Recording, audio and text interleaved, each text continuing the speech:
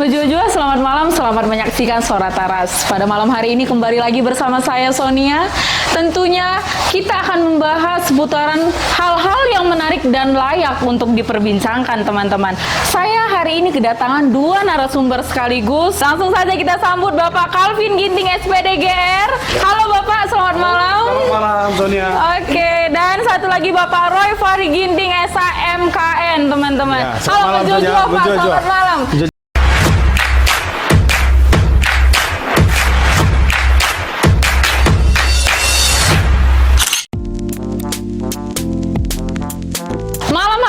Menjadi narasumber kita untuk membahas topik pendidikan, teman-teman. Sebelumnya itu kita berbincang-bincang sedikit dulu ya dengan narasumber kita pada malam hari ini, Bapak.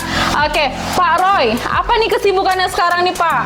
Ya, kesibukan kita karena sekarang kan full di USU ya, ngajar. Tapi ya tapi tetap juga punya sedikit kepedulian.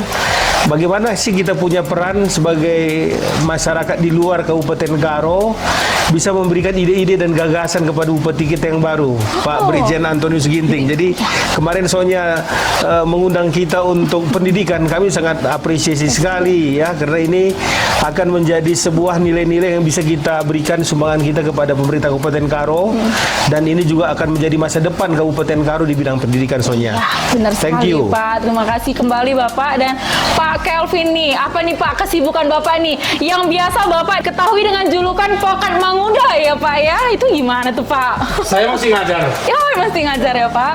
Dan keseharian saya kebanyakan habisnya di ladang sih. Iya. Dan menikmati cangkir kopi tentunya. Iya. Oke Sonia, terima kasih undangannya. Terima kasih Mudah-mudahan Bapak. bincang-bincangnya malam ini Bermanfaat ya bermanfaat Pak ya. buat kita semua. Oke. Saya masih bertanya tentang menurut sudut pandang Bapak.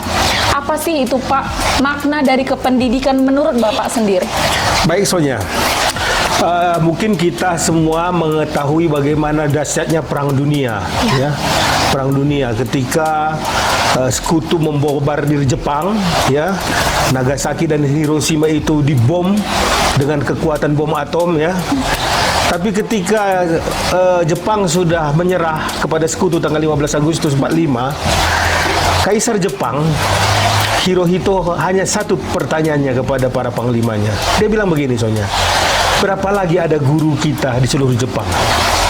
Sederhana saja. Berapa orang lagi ada guru kita? Walaupun kita sudah menjadi bangsa yang menyerah, tapi kita harus konsolidasi berapa banyak lagi guru yang hidup, yang masih ada di Jepang. Jadi dalam konteks ini Sonia, kalau kita berbicara yang lebih sempit lagi Kabupaten Karo, membangun Kabupaten Karo itu tidak terlepas dari pembangunan pendidikan. Pembangunan pendidikan di sini dalam arti bukan hanya kita berbicara masalah edukasinya saja, tetapi kita harus memulai dari pembangunan karakter, Sonia, ya. Pembangunan karakter, bagaimana kita membangun etika anak didik kita, bagaimana kita membangun sekarang anak-anak kita, di samping dia cerdas, dia memiliki karakter, sopan, memiliki etika, menghargai orang lain, karena menurut kami itulah kunci keberhasilan seseorang nanti ketika dia berhasil menyelesaikan pendidikannya, tapi dia juga bisa menghargai orang lain. Simple saja ya Simple Pak. saja. Bagaimana untuk Bapak, Pak Calvin nih? Sedikit merinding ketika ditanya berapa lagi guru yang tersisa, barangkali atas predikat sebagai guru barangkali Sonia. Tentunya kalau misalkan kita bandingkan apple to apple, tiap-tiap peradaban memiliki ciri khasnya masing-masing, khususnya tentang pendidikan. Nah, tentunya kalau kita lihat pendidikan secara formal, dan kalau kita lihat lagi pendidikan dari sudut pandang yang lain, nah, Indonesia dihuni oleh ratusan suku barangkali yang memiliki kearifan lokal yang berbeda-beda, bagaimana mendidik dalam tanda petik generasinya. Nah, khususnya pada kesempatan ini kita cerita skop Tanah Karo. Nah, Tanah Karo. Jadi apa yang menjadi tantangan kita sebagai warga Karo, apa yang menjadi tantangan pemerintah sebagai pemerintah Kabupaten Karo dalam mengimplementasikan pendidikan yang dimaksud. Soalnya kenapa saya katakan demikian? Kalau pendidikan ini semata-mata kita harapkan sebagai pembentuk dokter, tentara, PNS, pegawai BUMN dan lain-lain, kita akan kecewa Sonia. Benar Pak. Masih banyak hal lain ya yang mengharapkan peran serta pendidikan demi eksistensinya. Iya. Misalnya saja bagaimana peradaban Karo ke depannya bila Karo itu didampingi oleh warga yang terdidik dalam tanda petik. Terdidik ini boleh saja oleh orang tuanya, oleh lingkungannya, bahkan oleh pemerintah sekaligus. Nah, itu kira-kira sebagai tanggapan pembuka. Sonia. Wah, menarik sekali ya Pak. Kita akan bahas sedikit lebih dalam Pak. Dan di sini Pak, kita bilang tahun kelahiran kita ini beda-beda ya Pak. Ya, Masa generasi. pendidikan Betul, kita betul. beda generasi dong. betul. Generasi Bapak tidak sama dengan Pak Roy, dan Pak Roy jauh sekali dengan Kalau saya. boleh dibilang Pak Roy lahir tahun 70-an Pak ya? 70. Saya 80-an. 80-an. Dan Sonia? saya 90-an. Masih cen-cen ya Pak. Masih. Oke, kita membahas pendidikan di era kita masing-masing Pak. Kalau di Bapak dulu nih Pak Roy, di masa Bapak itu masih ada nggak waktu dulu yang zaman dulu tuh yang orang tuanya pulang sekolah, Kam nanti tugas lu ngambil gagatan ya. Kam nanti tugas lu itu pulang sekolah cuci piring ya, gitu. Kalau di zaman Bapak gimana tuh Pak? Masih ada nggak yang seperti itu Pak? Ya, memang Sonia, kami generasi kelahiran 90 adalah generasi yang unik. Mungkin bisa dikatakan generasi emas. Kenapa? Di masa kami itu Sonia akan terjadi luar biasa perubahan. Kami masih mengalami nonton televisi hitam putih. Oh ya, layar hitam putih. Jadi kami dari peradaban hitam putih ke TV berwarna. Itu di zaman kami ya. Kami masih mengikuti bagaimana kehidupan bermain dengan ya jambu jeruk bola itu dipotong untuk main-mainan ya. Kita masih main-mainan dengan roda-roda mobil bekas ya. Berbeda sekali dengan generasi sekarang. Sekarang sudah teknologi, sudah main era komputer dan lain sebagainya ya. Tapi akhirnya saya berkesimpulan di generasi kami masih luar biasa, masih punya rasa tanggung jawab sebagai anak ya. Ada peran yang kami rasakan, itu kami dididik, apalagi dulu Kota Kabanjahe susah air. Iya, benar. Ya, kami ditugaskan ngambil air ya. Dulu kalau saya kan rumah saya dulu di tahun-tahun 80-an ya, itu usia saya masih sekitar 10 tahun.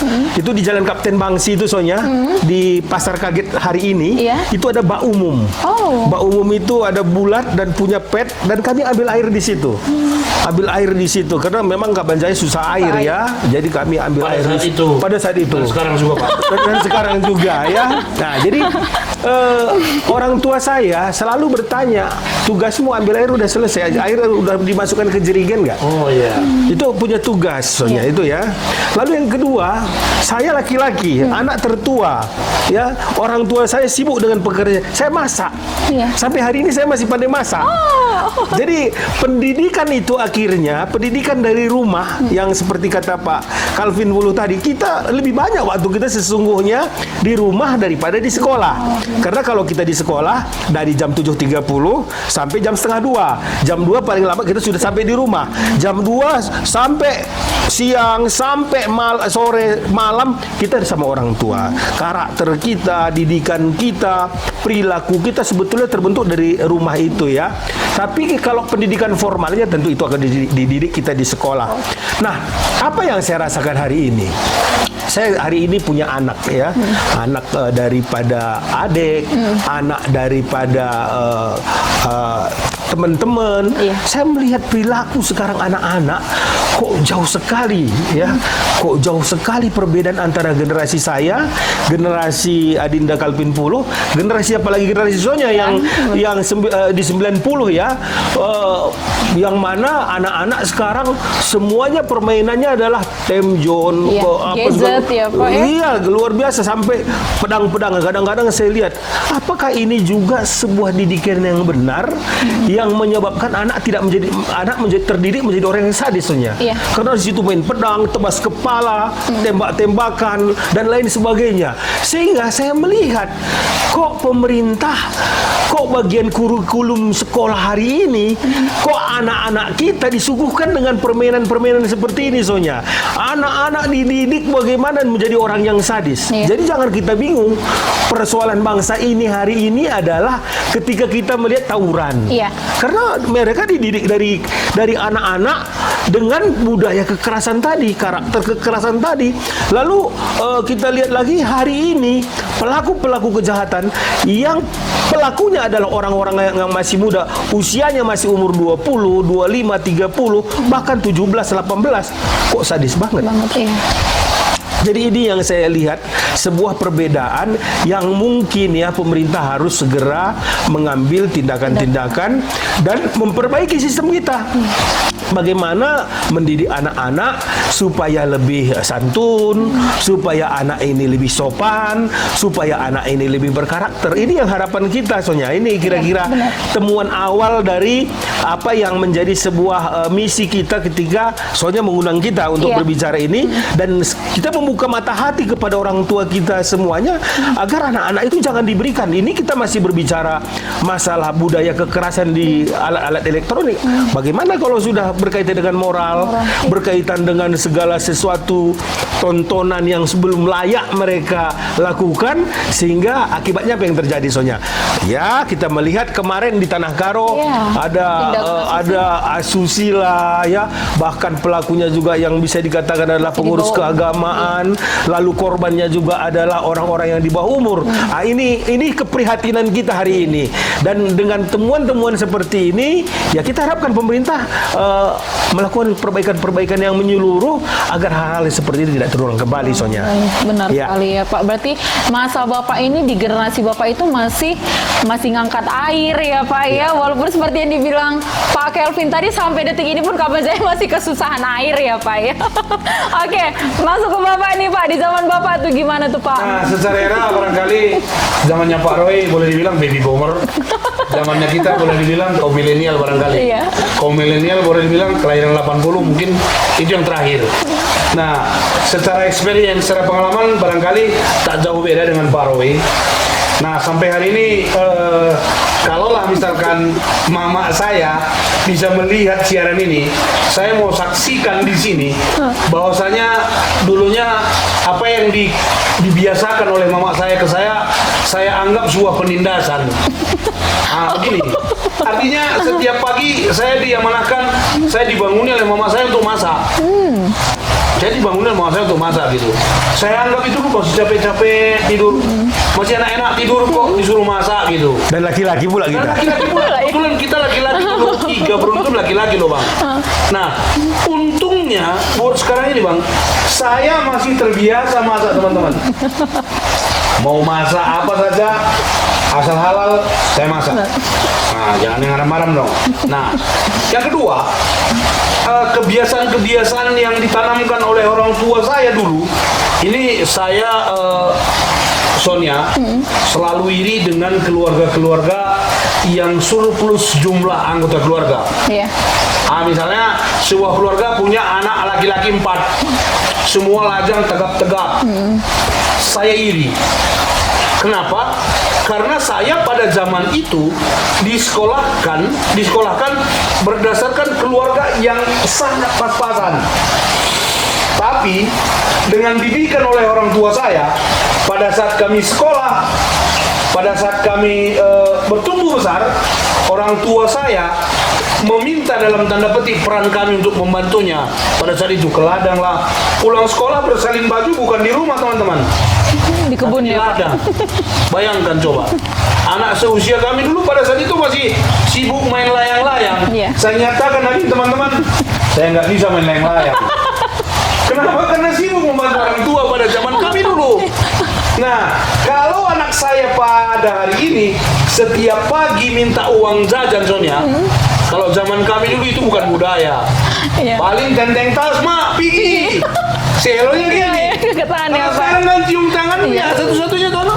Tujuan, punya tujuan ya Pak. Iya, benar-benar. Itu kira-kira sebuah perbedaan yang sangat kontras sekali Iya. di zaman kami dengan zamannya sekarang. Untungnya buat kami ini berdua ada Sonia. Karena sesederhana teknologi pada zaman kita dulu Bang Roya, keperubahannya dengan loncatan yang begitu tinggi, kami saksi hidupnya loh. Iya, benar. Bagaimana kita ngerental internet pada awal-awalnya Iya. sekali ya Bang ya. Bagaimana kita punya handphone yang berat sekali Iya. si Nokia dulu Bang. Nokia. Yang masih ada antenanya ya, Yang Pak. Keluar. Dia keluar soalnya. Iya. Buka. Belum lagi. Ada antena. Nokia, Iya. Nokia. Nokia, iya. Iya, yang dulu dibedakan monoponik, poliponik dan Iya, itu juga. iya. Nah, sekarang kan model HP kan nggak pala menjadi sebuah perbedaan lagi di kita. Pokoknya lu ada, aku ada, Iya. selesai. Selesai, iya. Nah, gitu. Itu sekarang yang menjadi kebanggaan kita. Kita punya saksi hidup yang sama seperti yang bilang Maroy tadi. Kita punya televisi yang warna hitam putih. Iya. Pastinya siarannya hanya satu, Turi. Oh, nama siarannya ya, Iya. Pak, Turi ya. Turi. Oh. TVRI pada saat Iya, itu. TVRI. Ada Turi. Oh. Dan sedihnya Pak Calvin, Ya.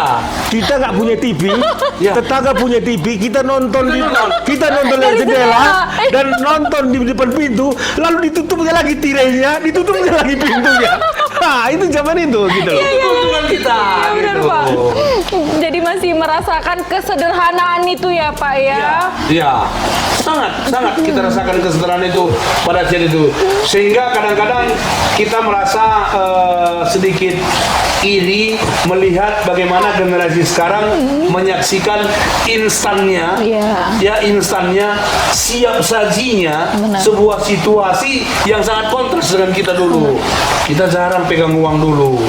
Bahkan kita kalau ada teman kita yang punya televisi, kita pura-pura baik sama dia, pura-pura balen dia Iya. kalau ada uang, gitu-gitu dulu. Iya. Sekarang kan enggak, gitu. Karena punya tujuan tertentu tadi ya, Pak Ada ya. sekarang di TV. Iya. Kalau zaman kami dulu Bang Roy, ada serial drama Siti Nurbaya. Iya. Kalau abang dulu apa? Acara unggulannya dulu. Kalau zaman kami yang paling terkenal waktu itu adalah belum seperti hari ini Sonya. Iya, Pak. Hari ini kan ada drama Korea. Korea.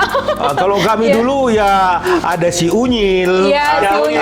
Ada Unyil, ada Iya. Pak Ogah. Iya, Pak Zaman itu Ogah. ada Pak Raden yang punya Iya, kumis. Raden, Dan iya. dan itu adalah tontonan yang tidak akan kami lewatkan setiap hari Minggu, ya kan? Dan bedanya Sonya pada waktu itu TVRI ya, walaupun tadi saya bercerita masalah hitam putih, tapi semua isinya didikan. Iya. Jadi misalnya kita nonton misalnya film Si Unyil, cerita itu diputar setiap hari Minggu waktu itu ya. Anak-anak nonton semuanya, mereka bisa melihat seorang bagaimana Pak Raden dengan karakternya yang pelit. Iya. Bagaimana? Lalu bagaimana kita melihat karakter daripada Ogah yang apa-apa balendong, Oh, iya. segala macam ya kan. Jadi itu semua didikan. Iya. Didikan yang sangat baik dan saya lihat Sonya ya hari ini apa yang nilai-nilai edukasi yang diberikan oleh TVRI siaran televisi Pak Unyil tadi itu diikuti Malaysia. Iya. Malaysia ada si Upin Ipin. Upin Ipin Iya. gitu loh. Lalu kenapa kita nggak seperti itu lagi Sonya? Iya. Ini yang kita sering Kita sibuk dengan gaming. Iya, Pak. Ya, ini dia. Jadi akibatnya generasi kita sekarang Sonya sudah bisa dikatakan generasi yang ke Koreaan. Nah, itulah dia. Benar. Terbentuklah itu. Indonesia. Kita Seperti kita Indonesia. Iya. Iya. Dan secara tidak langsung apakah benar Pak, kita sedang menjajah daerah kita sendiri? Itu gimana menurut Bapak? Karena kita di sini tidak bisa menyaring masuknya budaya modernisasi di daerah kita. Terakhirnya terkikis nih secara tidak langsung budaya asli kita di Karo ini. Tepatnya bukan Gimana menjaga Pak? sih. Tepatnya kalau misalkan kita bilang kita larut. Larut di dia, dalamnya. benar. Itu udah lama Terlalu Sonia. mengikuti nih ya Pak ya. Udah lama. Dulu juga di tahun 90-an orang-orang Karo, saya ceritanya orang Karo teman-teman. Karena saya tinggal di Di Karo. Karo. Orang-orang Karo tahun 90-an sibuk nonton film India pada saat itu. Iya, kucu-kucu tahe ya Pak ya. Belum. Belum. Coba tahu. Oh. Ada Amitabh Bachchan. Amitabh Bachchan, Hema Malini. Hema Malini. Ya. Itu pagel. Kalau sudah India sore teman-teman, maka semua orang Karo itu sibuk nonton. Ya. Iya.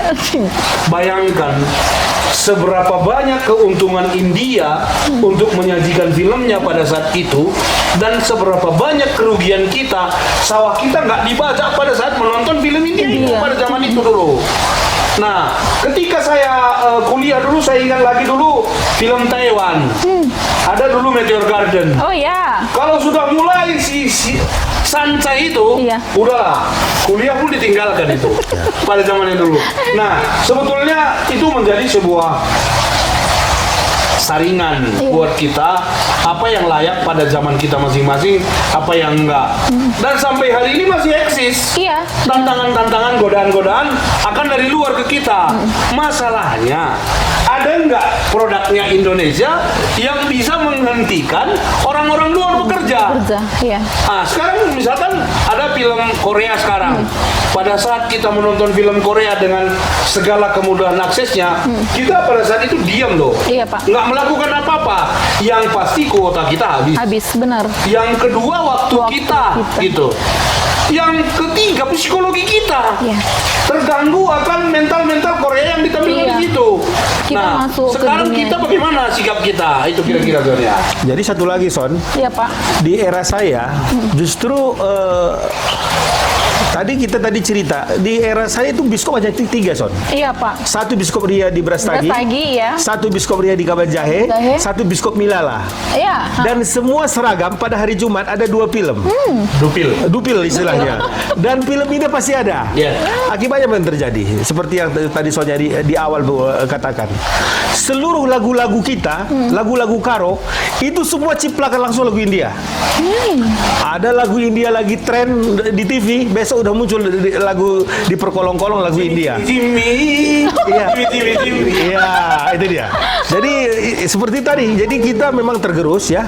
Budaya itu akhirnya karena kita sudah menjadi budaya kita India pada zaman itu. Kalau sekarang kan Korea. Iya. Kalau zaman kami ke India, India-Indiaan iya, gitu. benar. Jadi apa yang kita lihat, apa yang kita rasakan, apa yang kita jalani, akhirnya itu menjadi sebuah budaya dan sebuah keunikan dan akhirnya dimodifikasi menjadi sebuah nilai-nilai budaya karo dan seni karo, Bu Sonya. Iya, benar Pak. Dan aku mau bertanya nih Pak, waktu di zaman Bapak itu masih zaman nggak main kelereng, masih zaman nggak main apa itu apa sih namanya ketapel ya Pak? Ya, engkrang, penjal-penjal. Zaman kami masih seperti itu, Sonya. Bekar kalau kita sebut. Ya, jadi dulu zaman kami itu di sekolah, saya kan di SD Maria Goretti dulu ya di Kabanjahe. Walaupun saya menjalaninya kelas 1 dan kelas 2, kelas 3 saya sudah ke Pekanbaru ya. Tapi tetap juga budaya anak-anak itu permainannya masih seperti itu. Main apalagi waktu di saya kelas 3 di Pekanbaru ya, di Pekanbaru Riau. Itu mainannya semua engkrang ya. Jadi kita lari dengan engkrang ya, pakai dua kayu dan kita di atas gitu ya.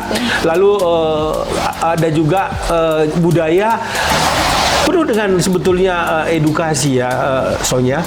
Kalau kami dulu di Pekanbaru itu dari SD itu sudah belajar untuk selalu ke perpustakaan. Walaupun waktu itu yang kami baca adalah cerita-cerita yang berkaitan dengan Mahabharata. Ya, Mahabharata. Sehingga kami dari kecil, dari SD udah tahu itu yang mana itu Nakula Sadewa. Udah tahu kami itu yang cerita-cerita tokoh-tokoh Mahabharata, yang mana Bhisma, yang mana Sangkuni. Dan sampai hari ini saya sudah generasi yang sudah 54 tahun masih ingat gitu ya tokoh-tokoh daripada Mahabharata. Tapi ada sesuatu hal yang saya dapatkan dari cerita itu. Ketika kita membaca Mahabharata, maka segala peran di dalam cerita itu kita akan dapat. Bagaimana tipe manusia yang licik, bagaimana Patih Sangkuni, bagaimana seorang Desarata, bagaimana seorang Bhisma, bagaimana seorang yang gagah perkasa Krishna. Jadi kita akan dapatkan cerita-cerita itu. Dan itu yang tadi dibilang oleh Pak Calvin, bahwa ternyata di luar sekolah itu banyak juga didikan-didikan yang kita dapat dari bacaan, dari pergaulan-pergaulan kita yang ada, dan dari bagaimana kita mengikuti sistem-sistem kehidupan kita pada masa-masa anak-anak dan masa remaja, Sonya. Itu kira-kira. Iya, benar sekali Pak. Dan ini bagaimana menurut Bapak dari pernyataan saya? Pendidikan itu tidak sepenuhnya bisa kita serahkan ke tenaga pendidik ya Pak ya. Seperti yang Bapak katakan di awal tadi, jam sekolah itu hanya terhitung berapa jam Pak. Lebih banyak anak-anak ini menghabiskan waktu di rumah. Dan belajar dasar itu, ilmu dasar itu didapatkan dari rumah sebenarnya Pak, bukan dari sekolah. Gimana menurut Pak Calvin? Mungkin Bapak bisa menambahkannya. Gini Sonia. Gimana Pak? Kalau kita cerita tentang pendidikan, ini sebuah cakupan yang barangkali cukup luas. Iya, benar. Nah, untuk menghindari hal-hal yang ketersesatan, kita batasi aja dulu pendidikan itu dalam skop paling kecil. Iya. Katakanlah misalkan keluarga. Nah, kebiasaan-kebiasaan di sebuah keluarga layak juga kita sebut sebagai pendidikan. Iya. Layak kita sebut sebagai pendidikan. Misalkan bagaimana seorang anak selalu diingatkan oleh sepasang orang tua akan menyapa orang yang lebih tua dengan sebutan abang, kakak, Iya. atau dengan sebutan mama, mami, bibi, bengkila seperti layaknya di kita Karo. Budaya kita ya, Pak. Itu pendidikan loh. Iya. Itu pendidikan. Nah, ketika si anak lalai, ya si anak lalai akan hakikatnya itu, si orang tua dengan spontan, ih, mama andu nakku, bibi andu nakku. Itu akan menjadi sebuah daya ingat yang cukup melekat di anak yang selalu diingatkan akan itu. Iya. Gitu. Nah, jadi hal-hal itu masih Jauh ya, Pak ya. gimana? Masih kental di kita dulu ya, Bang Roy ya. Masih kental di kita dulu. Jadi bagaimana misalkan kita ketemu dengan mama kita, mama nunakku salami, jua-jua ma. Dulu mama kita nggak segan-segan juga misalkan ngasih reward atas sebutan kita mama. Iya. Mau berapa perak, bilang apa nakku, atau jangan aku, nanti terbiasa. Nah gitu. Atau bilang apa nakku, bujur ma, makasih ma. Sekarang hampir nggak kita tahu lagi malahan. Bahkan kalau boleh dibilang teman-teman, kita hampir nggak tahu kita sebut mama pada seseorang, mama kita sebagai mama atas apa. Iya. Ini Jalannya dari mana ya, Pak ya? Dari mana kita bisa manggil mama gitu ya? Itu pendidikan yang paling dasar kalau menurut kita di keluarga. Budayanya. Kita panggil seseorang dengan sebutan bibi, kita nggak tahu bibi itu atas apa gitu. Dari mana? Dari mana sebutan bibinya gitu. Itu dulu melekat di kita. Orang tua selalu bilang, tahu kamu nakku, mama lu itu adalah impal bapak lu. Tahu kan bapak lu ini punya bapak itu bapaknya mama lu itu dikasih tahu oleh orang tua. Iya, Sekarang jalannya. hampir nggak ada itu loh. Jadi kita mengapresiasi seseorang itu di mama Nina mama, gitulah, di bibi Nina bibi. Itu yang hampir hilang di kita. Jadi pendidikan kalau saya sebut secara skop kini karon, ini sebetulnya tanggung jawab terbesarnya ada di keluarga. Jadi kepada keluarga-keluarga kecil di Tanah Karo ini, kecil, besar, sedang dan lain-lain, mari kita bertanggung jawab akan ini. Ini harapannya. Iya, benar sekali Pak. Karena zaman dulu, zaman Bapak dan beda zaman saya ya Pak. Ya. Karena kalau kita tadi berbicara didikan itu dari keluarga, kalau kita berbicara dari kebudayaan kita Karo, orang Karo itu kan bukan punya rumah secara pribadi dulu. Kita tinggal di rumah adat Siwaluh Jabu. Jadi dia akan dididik di jabunya dulu. Setelah dididik di jabunya, maka dia cakupannya akan lebih luas, soalnya ya. Dia akan menjadi didikan dari rumah yang besar itu. Jadi di situ akan ada 8 keluarga. Lalu di situ juga akan terbangun lagi setelah laki-laki dewasa, dia tidak bisa lagi tinggal di rumah itu. Dia sudah harus keluar. Jadi di tiap desa itu kan ada disediakan yang namanya keben, lumbung padi.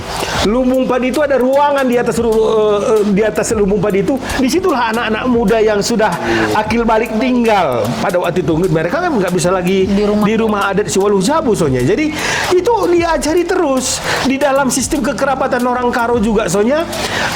Didikan itu seorang perempuan dikatakan dewasa ada ukurannya soalnya secara kebudayaan Karo. Engkau ya belum miari. Jadi anak-anak itu sudah diajari kalau anak gadis menampi padi miari. Lalu tingkatan yang lebih besar lagi, dia sudah bisa mayu, bikin tikar soalnya, ya, mengolah tikar. Lalu yang cakupannya lebih besar lagi, ya belum tenun, bikin uwis. Itu dulu perempuan kita yang dididik dari dulu. Zaman kita belum mengenal Belanda soalnya, ya. Jadi didikan itu lah. Lalu kalau kita belajar lagi ke sana, ketika Belanda datang ke Karo, kita praktis soalnya ya sekitar hanya 40 tahun kita dijajah Belanda. Iya. Jadi kalau kita Indonesia berbicara 350 tahun, Karo hanya praktis 45 tahun. 45 tahun dijajah oleh Belanda. Karena Belanda itu datang ke Karo itu masih 1895 ya. Jadi 45 kita sudah merdeka, tapi itu udah Jepang juga ada kan? Iya. Jadi praktis di zaman ketika bangsa Eropa itu sudah datang ke Karo, itu dibuktikan di 1905 itu jalan sudah selesai dibangun. Medan, Tanah Karo itu sudah ada jalan. Sehingga era Perlanjasiran itu selesai soalnya di situ ya. Jadi peradaban Karo itu sangat pesat sekali ketika jalan sudah dibangun ya, didikan ya.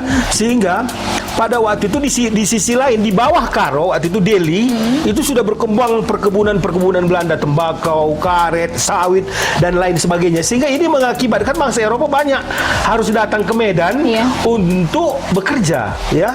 Nah, mereka kan punya anak. Mereka punya anak sehingga pada 1924, 1925, 1926 itu sudah dibangun sekolah internasional ada 2 di Kabanjahe dan di Brastagi. Dibangun sekolah internasional yang pesertanya semuanya adalah anak-anak berkebangsaan Belanda, Inggris, Prancis yang kerja di perkebunan-perkebunan di Delhi. Jadi bisa dikatakan kemajuan kita pesat dengan dibangunnya jalan, lalu ditambah lagi di 1934 kita sudah punya lapangan udara, lapangan udara Brastagi.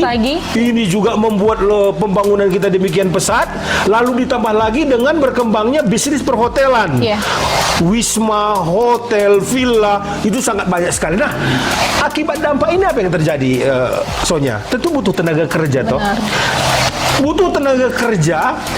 Orang-orang Karo pada zaman itu juga, karena di situ kan ada pendidikan jending waktu itu ya, ada jending pengabaran Injil yang dibawa oleh Belanda ya, NJG waktu itu juga dididik. Generasi muda kita dididik, walaupun tadi kita sudah bercerita secara kebudayaan, secara kekeluargaan kita dididik di rumah. Tetapi mendapat lagi pendidikan formal melalui NJG, yang NJG juga sudah melakukan didikan-didikan. Kenapa? Karena kita butuh waktu itu di tahun era 1925 itu udah banyak juga orang Karo kerja di hotel. Ada Grand Hotel di Brastagi, ada dibangun hotel-hotel.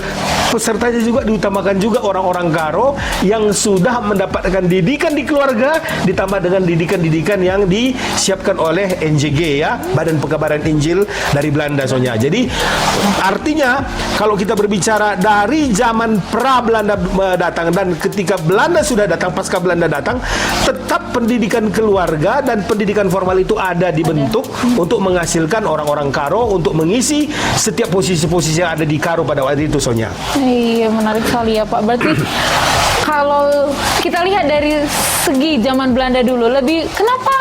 Apa yang membuat lebih maju kita zaman dulu dibandingkan zaman sekarang nih Pak? Kalau gimana menurut Bapak nih? Ya, sedikit gini Bang Roy. Dulu barangkali secara peradaban kita sudah dirangsang dalam tanda petik lahirnya penyelenggaraan pendidikan oleh Belanda pada zamannya. Nah, masalahnya apakah pada saat itu orang-orang di sekitar Tanah Karo terangsang dalam tanda petik ikut menyekolahkan anaknya yang diselenggarakan oleh Belanda? Nah, kalau kita maju ke peradaban sekarang punya, kalau saya lihat faktanya di sekolah tempat saya mengajar, agak sedikit berlomba-lomba orang-orang, ya agak sedikit berlomba-lomba orang Karo untuk menyekolahkan anaknya di sekolah-sekolah yang dianggapnya ideal untuk anaknya. Dan bahkan sekarang banyak orang Karo untuk tingkat SMP saja sudah menyekolahkan anaknya keluar dari Tanah Karo. Nah, ada orang Karo sekarang untuk tingkat SMA saja udah menyekolahkan anaknya keluar. Nah, tantangannya sekarang, apakah pendidikan yang diharapkan oleh orang tua dalam tanda petik formal itu mampu menjawab tantangan sebagai orang Karo sekarang pada umumnya gitu. Nah, ironisnya soalnya begini, kalau menurut orang-orang di sekitar Kabanjahe ini banyak orang-orang Karo yang sekolah keluar tak pernah kembali. Benar Pak. Tak nggak pernah kembali. Mereka disekolahkan dari hasil pertanian Karo, mereka disekolahkan dari Iya. keringat orang Karo, tapi nggak pernah kembali dalam tanda Iya, petik. benar. Mengabdikan diri keluar, Iya. memperoleh pendapatan di luar, menghabiskan hari-hari di luar gitu. Ini kan miris buat kita Karo.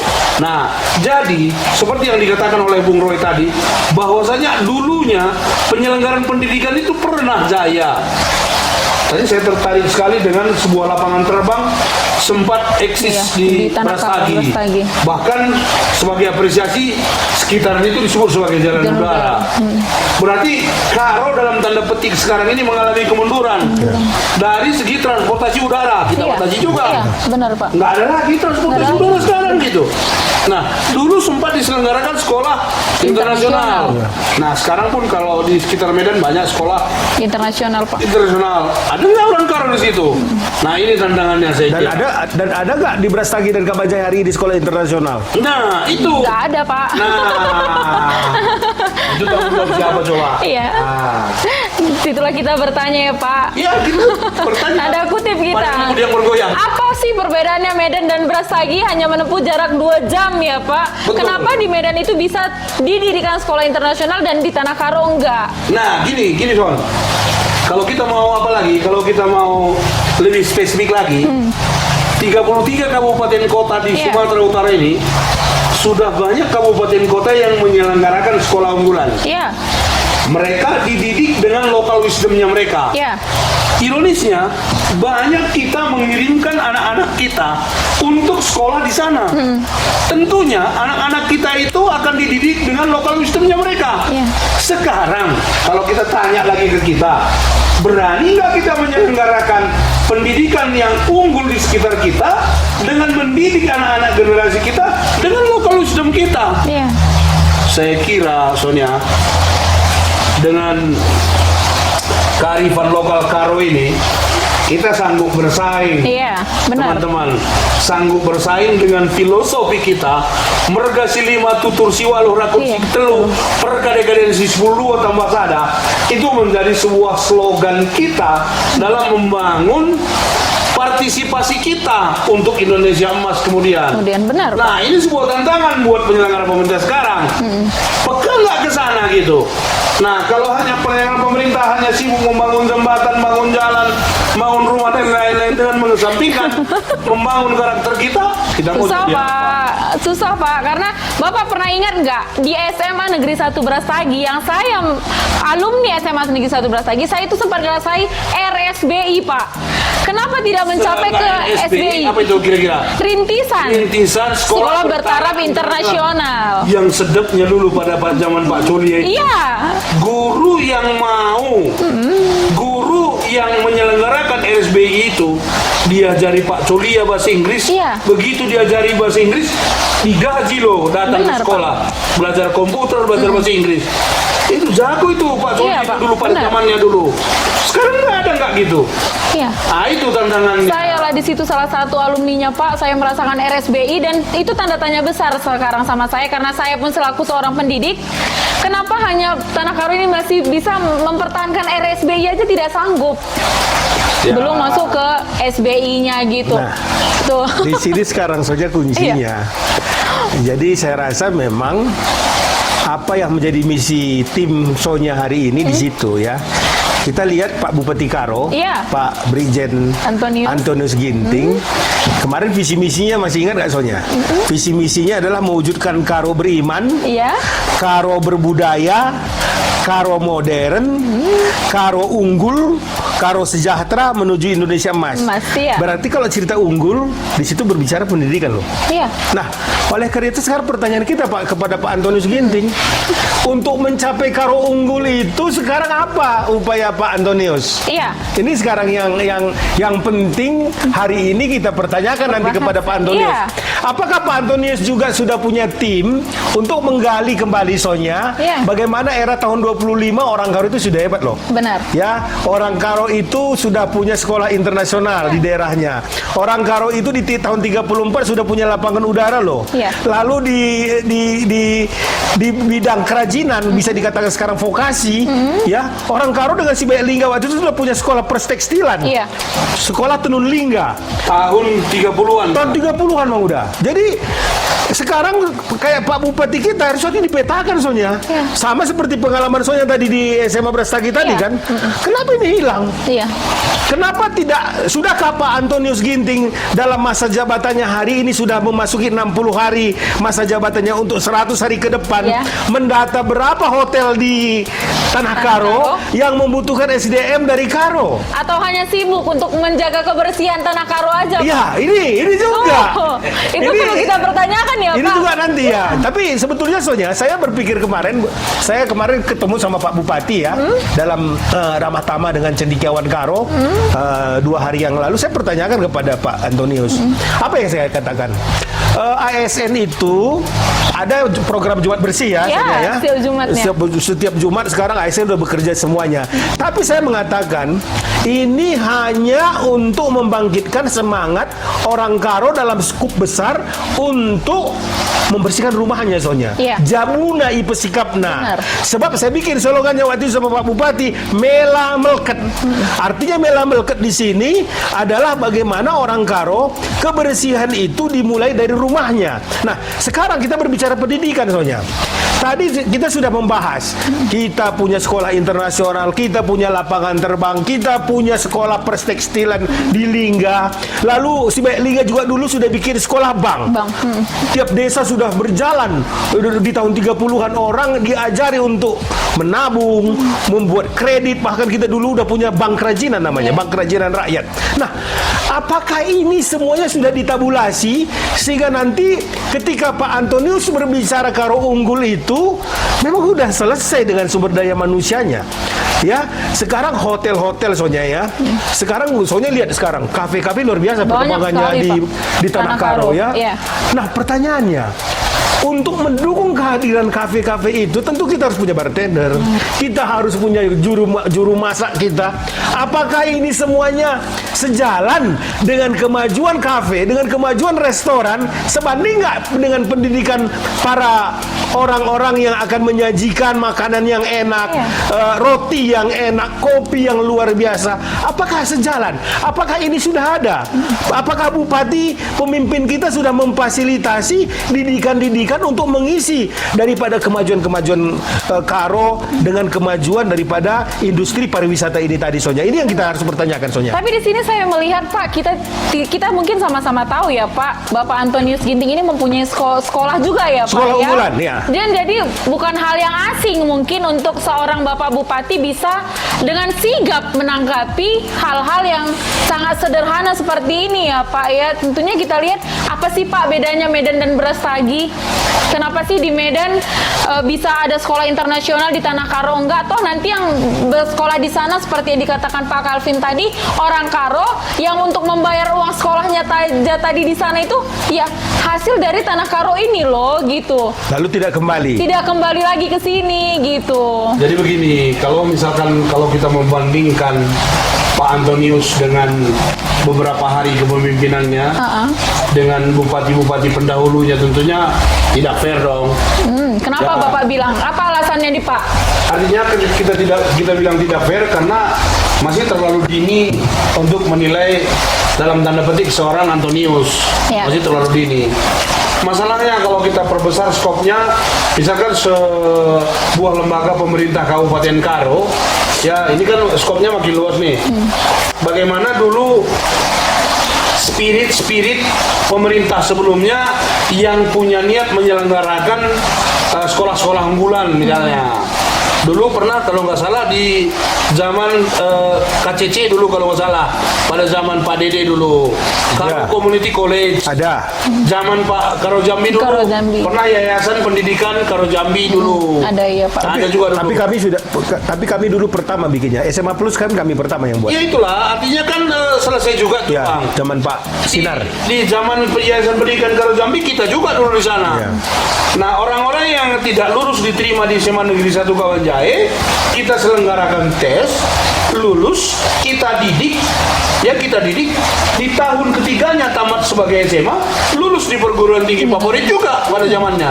Nah, artinya potensi orang-orang Karo ini, potensi anak-anak Karo ini kan ada. Ada, benar Pak. Kalau memperoleh pendidikan yang ideal tentunya untuknya. Nah, ketika itu terhalang oleh regulasi, terhalang oleh politik dan lain-lain, sehingga Yayasan Pendidikan Karo Jambi itu terhenti juga antah berantah apa sebab. Nah, sekarang tantangannya buat pemerintah sekarang, ya kalau memang dirasa itu perlu, ayo mari buka hati kita, buka pikiran kita, buka mata kita. Bagaimana yang kita bilang tadi, begitu banyaknya aliran uang yang kita kirim keluar untuk menyelenggarakan pendidikan yang dalam tanda petik layak menurut kita. Saya sendiri soalnya anak saya kirim ke Toba sekolah. Setiap bulan saya harus bayar 3 juta lebih via rekening untuk uang sekolahnya doang. Saya kira masih banyak orang-orang seperti saya yang mengirim anaknya entah kemana dengan jumlah yang lebih fantastis. Sekiranya sekolah itu di sini, saya yakin dia akan disapa dengan menjua-jua setiap paginya. Saya ikhlaskan anak saya disapa dengan Horas Di sana.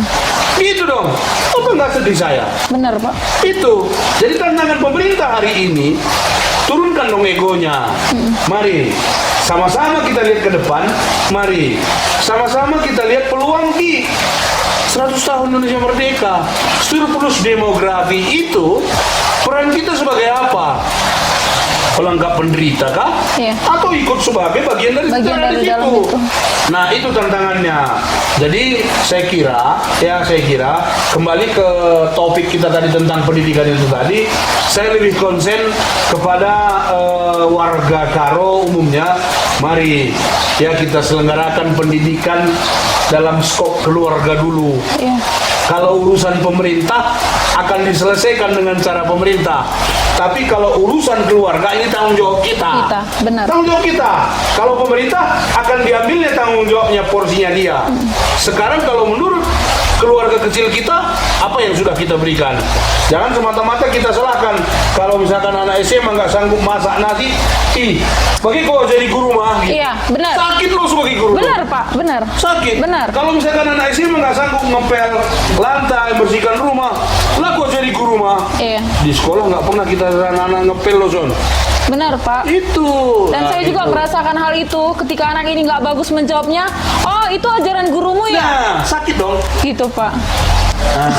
Sakit. Oh, menarik sekali pembicaraan kita pada hari ini Bapak. Oke, sebelum kita tutup topik kita pada hari ini yang akan teman-teman, untuk pembahasan kami pada malam hari ini kita ada part 2 dan part selanjutnya teman-teman ya. Dan hari ini Bapak, sebelum kita sudahin topik kita pembahasan dalam materi pendidikan hari ini, Bapak boleh nggak Sonia minta pesan dari Bapak dulu untuk menyampaikan ke masyarakat bagaimana sih gitu. Harapan saya, Son, sederhana saja. Dari ringkasan hari ini kita cerita, tadi Sonnya sudah dengar. Iya. Kami, generasi saya, dididik tadi ada tanggung jawab, Son. Iya. Kami memasak walaupun kami laki-laki.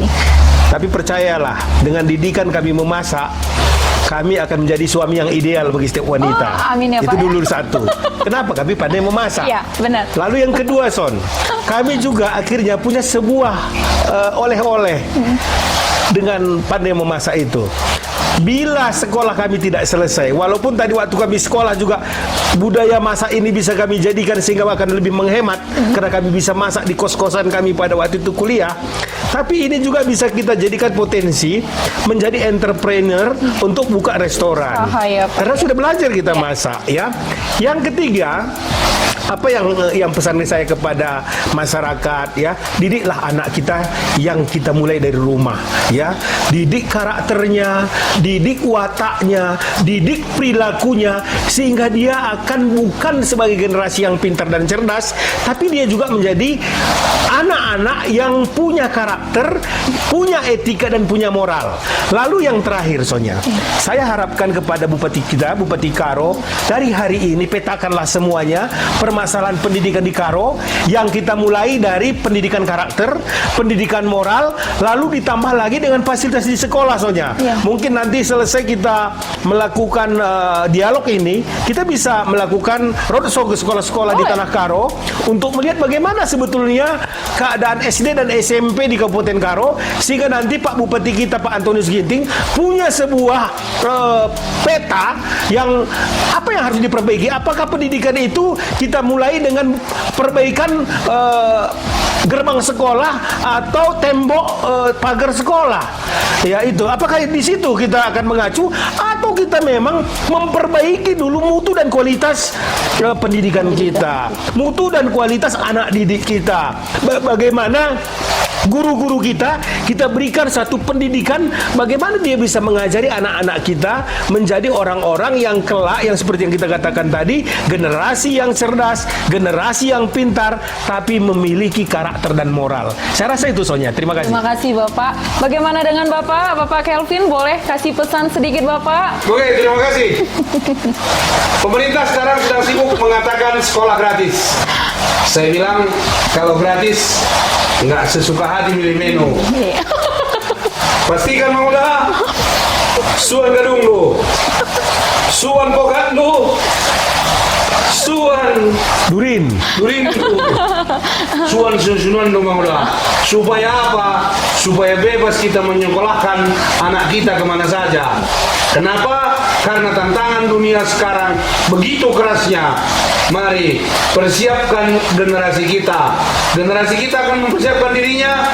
Kita sebagai masyarakat mempersiapkan ketangguhan kita untuk menunjang pendidikan anak kita. No lunch is free. Matikan Mamuda. Oke, terima kasih Bapak untuk waktunya pada malam hari ini. Terima kasih teman-teman yang sudah menyaksikan Suara Taras. Jangan lupa saksikan Suara Taras teman-teman yang akan kami siarkan di setiap hari Rabu teman-teman. Terima kasih dan majua-jua. Majua. Jangan lupa subscribe Karo Kreatif dan Anda akan menyaksikan video-video terbaru dari Suara Taras Podcast. Terima kasih, majua-jua.